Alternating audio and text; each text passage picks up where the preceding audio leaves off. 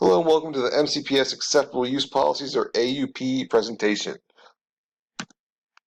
So first off, what is an AUP? An AUP is going to be Acceptable Use Policy.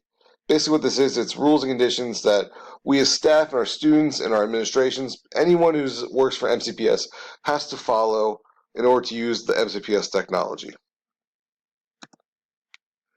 So of course, we definitely want to make sure we have one. We have it because we want to make sure that we're not violating any federal or state laws. We don't want to violate the rights of others.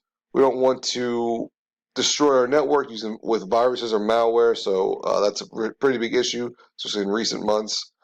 And we don't want to gain access to unauthorized accounts. And we want to respect others' copyrights or intellectual property. So where can we find our staff AUP? There's a very complicated way of going through the MCPS website. You go through departments, instructions, and you can find it through there.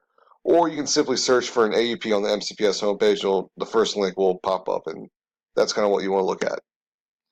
So for staff, here's some basic things that we need to follow, that we can follow. We need to follow. You don't want to share your passwords. You don't stay logged in when you're not around. You can only use MCPS resource for MCPS purposes. And you want to make sure that you're only on appropriate websites on our networks.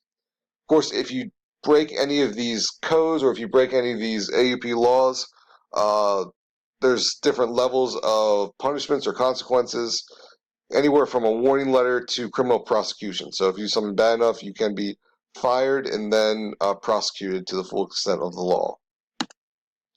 For students at MCPS, we have a second AUP for our students.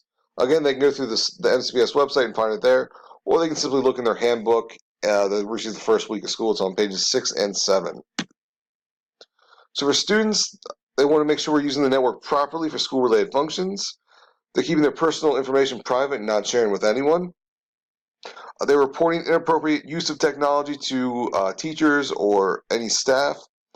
And when it comes to their personal technology, they can only use it for educational purposes within the classroom at the teacher's discretion. And again, students have different consequences. It can be anything from suspension to or referral to law enforcement. So if it's bad enough, we will contact the police. So what can we do for our students? Obviously, we can use screen monitoring websites like GoGuardian, see what students are doing while online. I know a lot of us do this anyway, but it's good for everyone to hear about it. We teach our students about net responsibility within our lessons.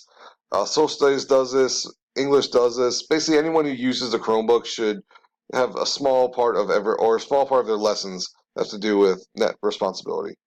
And we're going to send a letter home at the beginning of each school year saying what the technological expectations within each course are.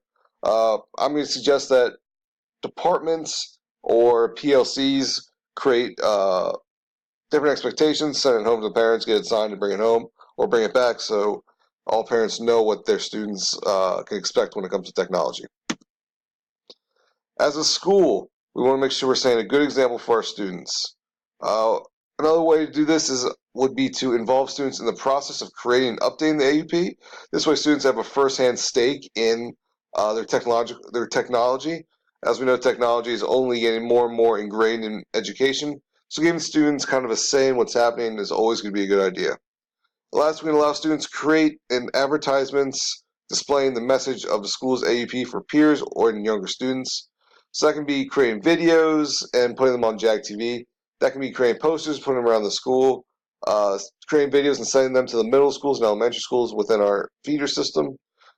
This can be good for the students to build community. It can also be used as SSL hours for students who may be lacking SSL hours. And here are my resources. All right, thank you for watching, and if you have any questions, please send me an email. Have a good day.